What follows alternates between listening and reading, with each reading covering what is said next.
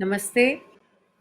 I hope you're well, and I hope what we did over the last 2 days has stayed with you. The rags and the Vedic chant.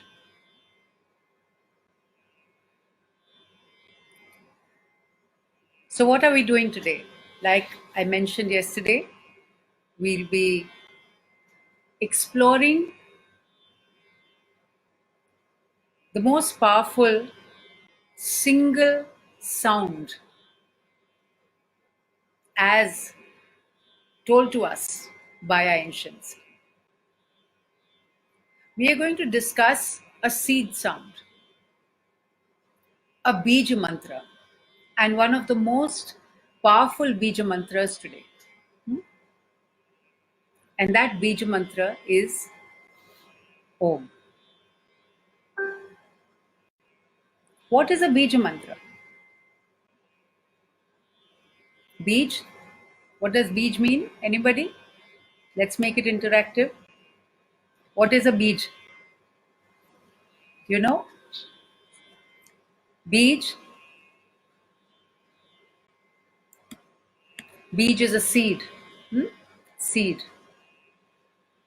And mantra, that which you concentrate in your consciousness. A seed that is concentrated, or an idea which is concentrated, is also a seed. A sound that is concentrated is also a seed. Any sensory mode, any thought which becomes an intense concentration is a Beej. So a Beej Mantra is that concentrated potential energy that, when unfolded, creates maximum impact in one particular way. And that impact changes us forever. Not only changes us, but changes our environment, both outer and inner. So that is a Beej. And our culture is full of Beej sciences. Whether it is a Beej science in Hatha Yoga, or it's a Beej science in the science of the Sri Yantra, the Shakti path, the Shakti sciences, the Tantric sciences.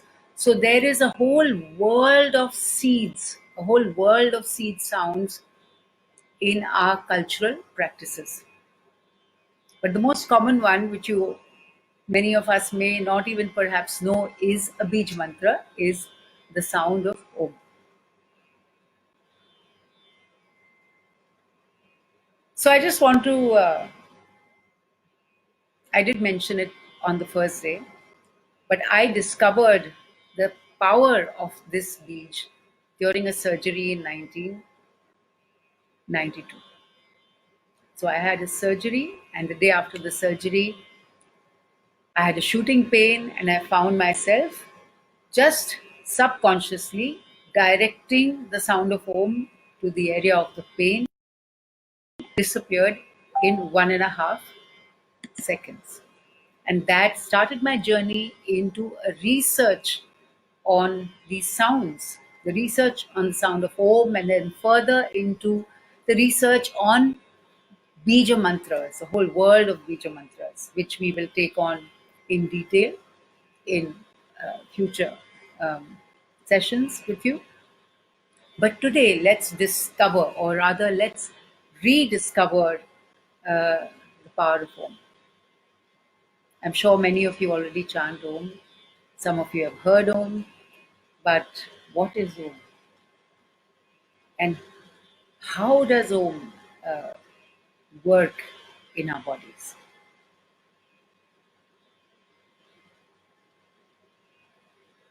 So first of all, if you think of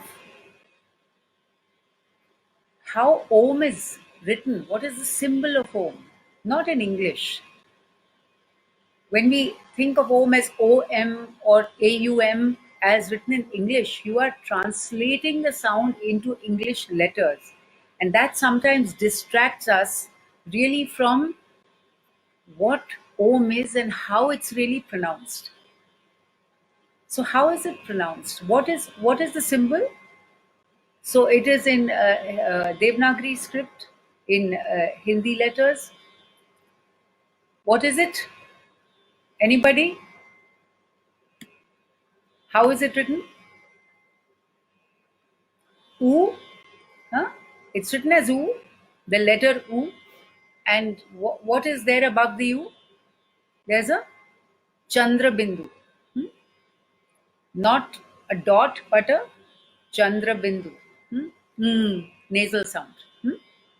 So, actually, how is what is the real sound of Om? It is U with a nasal sound. That is what the end of Om sounds like. Not Ma. Not Ma. So let me, and now for today, while you're with me, just drop all your ideas of Om. This is not an intellectual discussion. We are going to discover the energy of Om. How does it move in our body? What happens when it moves in the body? Where does it reach? Where does it resonate? We are going to discover the energy of Om, not the intellectual idea, not the spiritual or religious idea, purely the energy of Om. So let's drop ideas of Om. Om is Brahman, Om is God, and so on and so forth. Nothing. Nothing. No ideology, no ideas, just the sense of Om, the energy of Om. That's all we are going to concentrate on today. Okay? So I'm going to demonstrate the difference between chanting Om ending with Ma, as we normally tend to do, and chanting Om ending with Chandra Bindu. Okay? So basically, if you think of Om as a pyramid of sound, wide sound at the bottom, take a deep breath.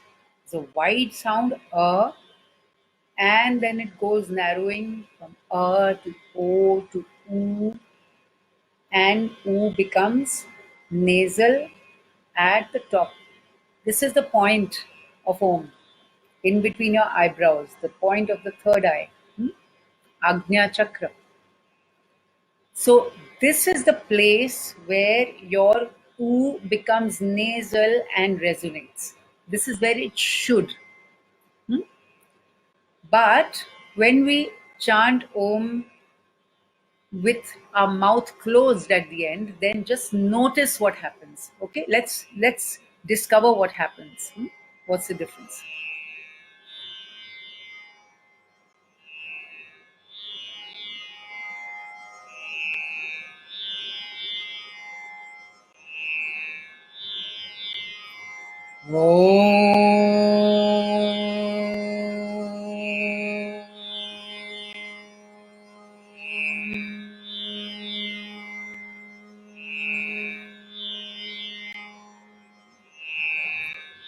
Mouth closed.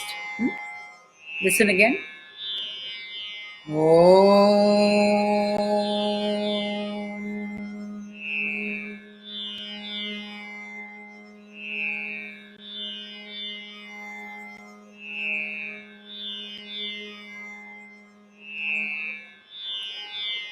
So the energy will be here. Chant with me. I can't hear you, but chant and close your mouth and see where the energy is. Once more.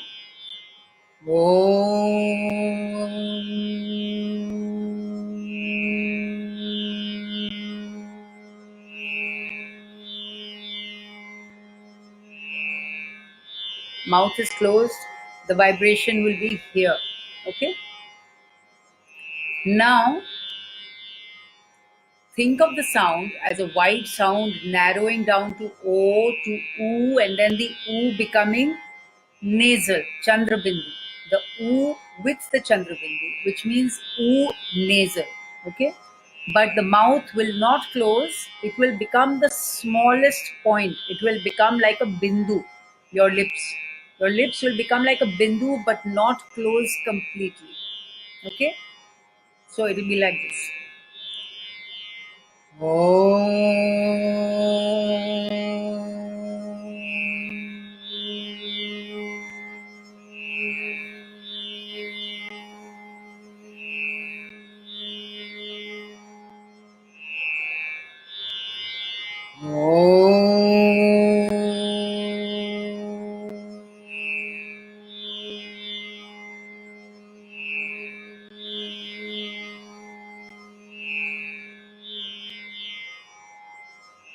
So if you chant this, you will see that the sound is being forced to go up the bridge of your nose and concentrate here.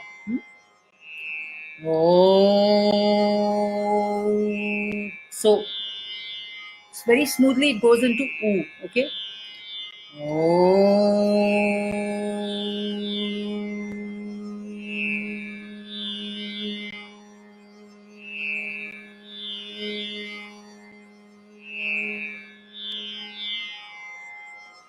And automatically you will find your eyes closing. And when you close your eyes and take it up, you will find your whole head vibrating. So, what is happening? There's a reversal of energy.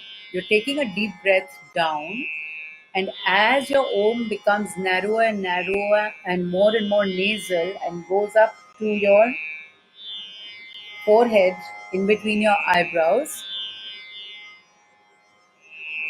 your concentration, along with the energy of sound, goes up to the head away from the rest of your body. If you go on chanting again and again and again, which we can do today together, you will find that you will lose consciousness of the rest of your body. And your consciousness will become more and more and more concentrated inside your head. The whole area actually, with jap, with the jap of Om. Should we do it together? Let's try chanting Om a few times together. So let's all chant together.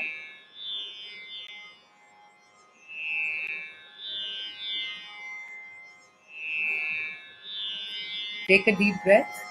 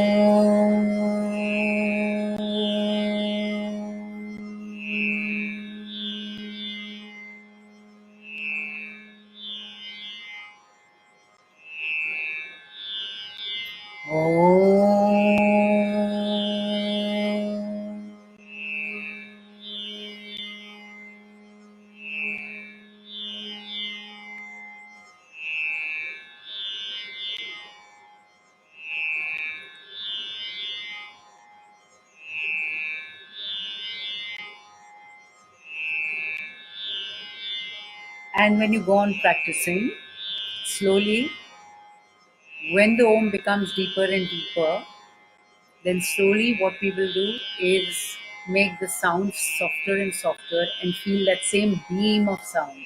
What you're doing is creating a beam of sound from a wide beam to a narrow laser beam in your head. Your light, which is inside you, is scattered all over. Your energy is scattered like a light bulb. And what you're doing is making that energy, which is scattered all over like a light bulb, concentrate like a laser beam inside your head and create intense power in your mind, intense capacity of will, intense ability of command, intense ability of intuition. Many, many levels of mind open up with the concentration of the bija, of the pranav mantra, of Om.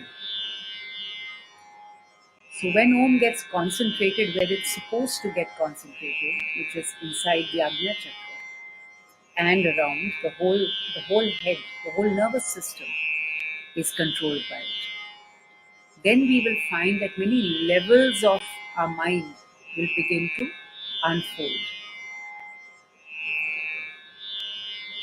That's the power of Om. And then when we go on with the jap, when we chant many times, suppose you sit for about 10 minutes every day. In 10 minutes, you will probably be able to chant about 25, depending on the length of your breath, 25, 30, 40. If you do this every day, just for 10 minutes, after a month, you will see many, many changes in your body, in your mind, in your telepathic abilities, in your analogical abilities. Many, many abilities will open up if you chant for a concentrated amount of time in the correct way. So it's worth trying. It will be an interesting experiment with yourself. It's not a religious exercise. It's an exercise of engaging with your own energy and seeing how the energy moves in your consciousness, in your body, how your own will, your own sound, and the movement of your own sound which you emit with your breath can change the power within you. So it will be your own self-discovery. Your own self-discovery. And that's what's so beautiful about it. Om is a tool given to us by our great seers who understood the power of the sound within the self.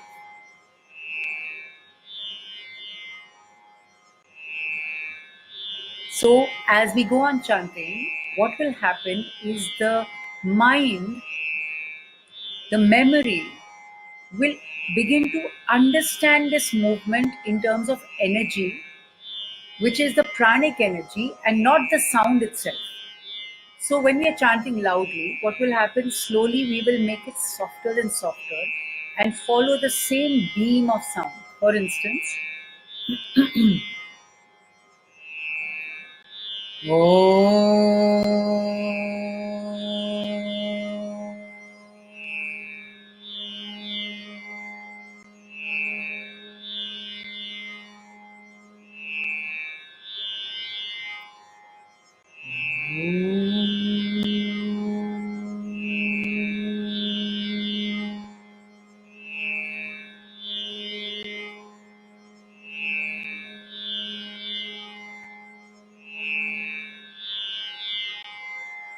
and softer and softer and softer till the sound disappears, but the movement of the Om remains.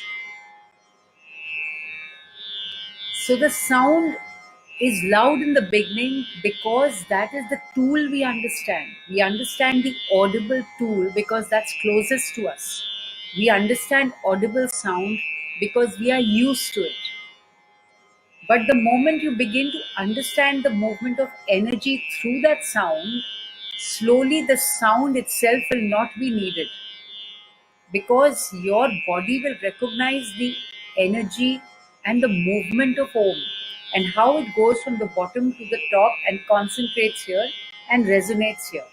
So ultimately, after practicing the Om again and again and again, you will be able to create that same movement of Om with your will, with your mind, without the help of sound.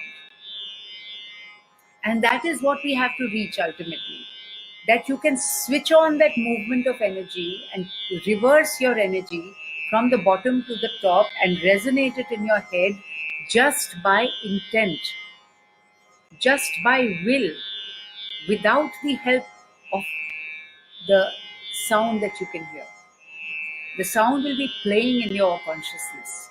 The movement will happen automatically. It will become a part of your consciousness, a part of your system, a part of the memory of your consciousness. This is how we have to collect our energy and take it up and resonate it. It will happen automatically, but not in a day. It will happen through practice. But it's worth it. It's an exciting journey. All these practices in our culture are very, very exciting journeys inside us. These are adventures of consciousness inside our body, inside our mind, inside ourselves.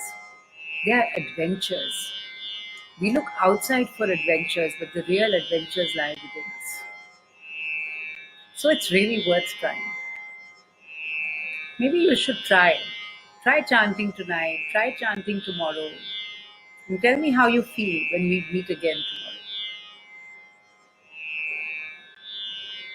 So, how do we know? Somebody is asking me, what is pranic energy and does it get fed in muscle memory? How do we know if we are doing it correctly? Okay. So, the way to know that you're doing it correctly is to first of all see that you've taken a deep breath. Your breath has gone as deep as possible. So, Om. So you might be able to feel it in your stomach, coming up to your chest, coming up to your throat, coming up through the bridge of your nose and settling down in your forehead. So first of all, you should actually feel along with your breath, your sound moving up. Because obviously when you breathe in, you're taking in breath through your lungs, down as far as possible to your stomach. Actually, the breath doesn't go into your stomach. You think it goes into your stomach because your stomach expands. That's because your diaphragm expands. So when your diaphragm, your lungs, your diaphragm expands, it pushes the stomach out. So you think you're breathing into your stomach, but actually it's your diaphragm expanding and pushing your stomach out. So the idea is to fill up the lungs so much that your stomach is pushed out by your diaphragm and you think that the breath has gone into your stomach. Okay? So basically, in a sense, you're breathing so deep that your stomach comes out, and then there's a very, very, very slow release of your breath as your sound gets released, obviously, isn't it? You cannot talk without breath. Huh? Breath is a medium of, or is the carrier of speech.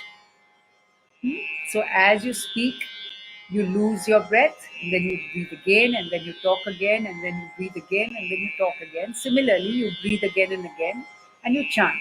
So the deeper the breath, the more correct your movement, the longer the Om will be. So there'll be many purposes. First of all, you will learn to breathe deep. The longer your Om becomes, the deeper your breath will become. Secondly, you will see that as you are going up, you're also narrowing your sound. And as you narrow your sound and make it nasal, it will go up. And that is the test. That when you make it nasal and when you make it narrow, oo, when it becomes oo, and that's the main sound of Om, oo and bindu. You start with and o, but very quickly go to oo and mm.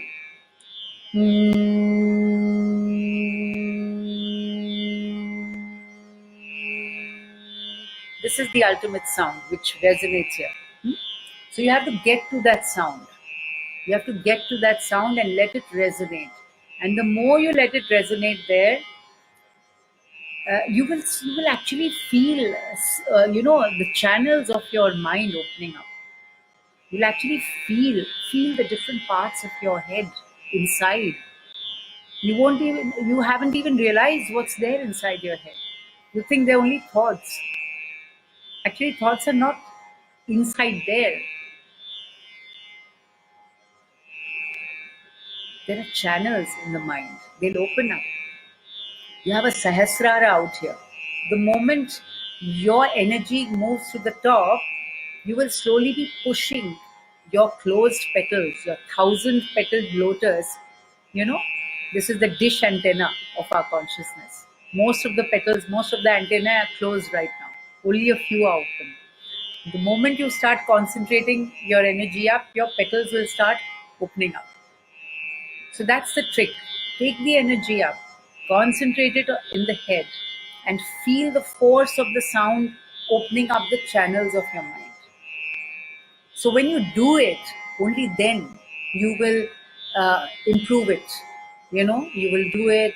Once you do it about 10 times, 15 times, you will find that it will become longer and longer, more concentrated, and practice will make it perfect. Yes. There is vibration in the head. Yes, you can feel it. Yes. So, in this situation, how to heal our Hriday? Hriday, is it? And throat chakra getting negative day by day. Okay? Okay. So, how do you heal the heart and the throat chakra getting negative? So, first of all, what do you mean throat chakra getting negative? Throat chakra, okay, since you're talking, we are going to talk about chakras in another session, but it is Vishuddhi chakra.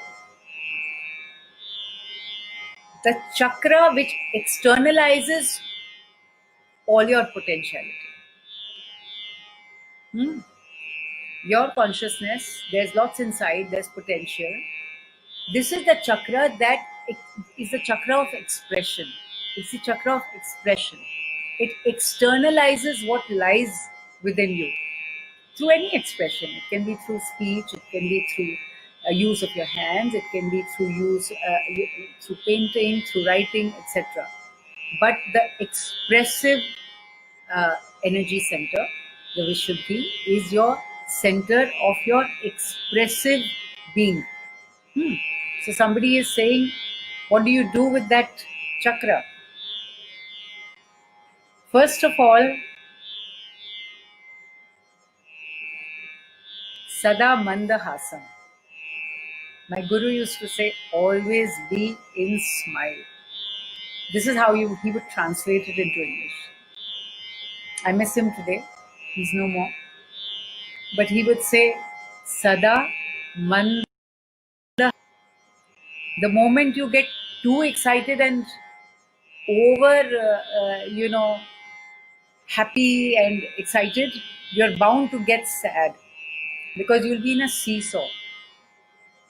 But if you are generally happy for no particular reason, but for the sake of being happy, not because you've achieved something or somebody's given you something or you got what you wanted, happiness is not an end. It's your being at every moment. It's your natural being. It's a process of being. It's not an end or a beginning. You can't become happy. You are happy by your own innate nature. That's the divine nature that you have ever since you're born. So, Sada Mandahasam. There's no reason to be not happy except when you think in the future or in the past. At this moment, and this moment is just gone, and we are in this moment now, this moment, you are all that is in the universe, and there is nothing else. And that you is inhabited by the all-encompassing vibration of the universe. So what more can you want? Isha Vasyam Idam Sarvam, in all. So if that which is huge, infinite, is you, then how can you not be happy? So your hriday will be fine as long as you're not thinking of small relationships. Think of the big relationship you have, the reason you're born in this universe. And you'll be happy. Always be happy, no matter what. No matter what. There is no condition to being happy. Happiness has no conditions.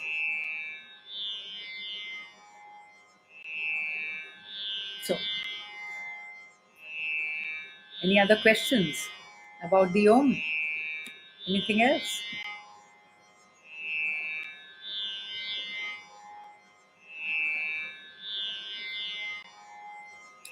So,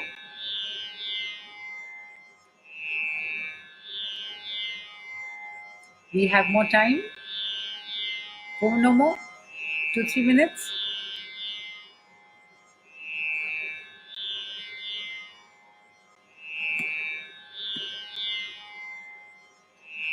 So that's the power of Om. It's a Beej Mantra. So what time of day to chant? Chant is not a product. Chanting is a part of harmony in your being. Om can go on 24/7 in your being. There's no time. It's not a song, it's not a rag, it's not a product. It's a state of being. Like I said, once you recognize how the Om moves within you, then it does not have to be chanted loudly at all. It is a process which is going on. But until then, until you have got that effect, suppose you're feeling tense, and I have tried this. In fact, in the beginning, when I just started to chant, which was many, many years ago, I found any time that I had stress, any time that I felt constricted in the heart, or I felt not comfortable for whatever reason, I would just take a deep breath.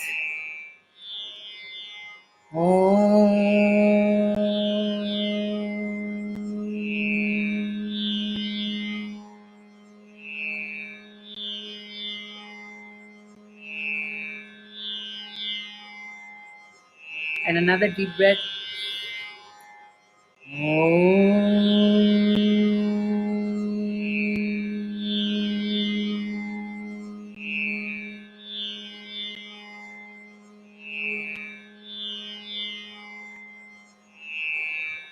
And another deep breath.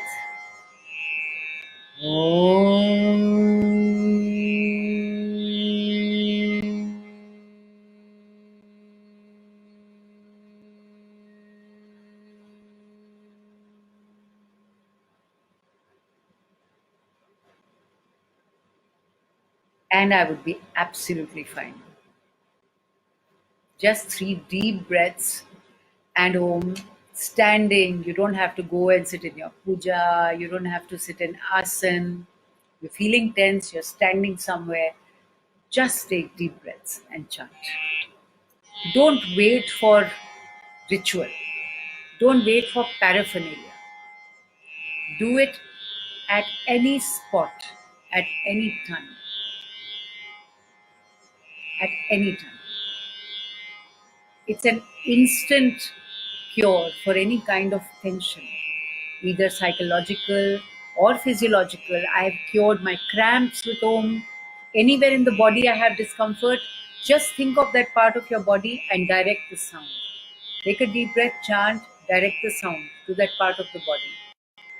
5 times, 6 times, and you will relax. Okay? So I think it's time to go now, and we'll come back tomorrow. Uh, we can start with the chakras tomorrow. So we'll define the chakras, then we'll go on to the Beej Mantras after that, next time. So till tomorrow, hopefully 10 p.m. sharp. See you again. Namaste.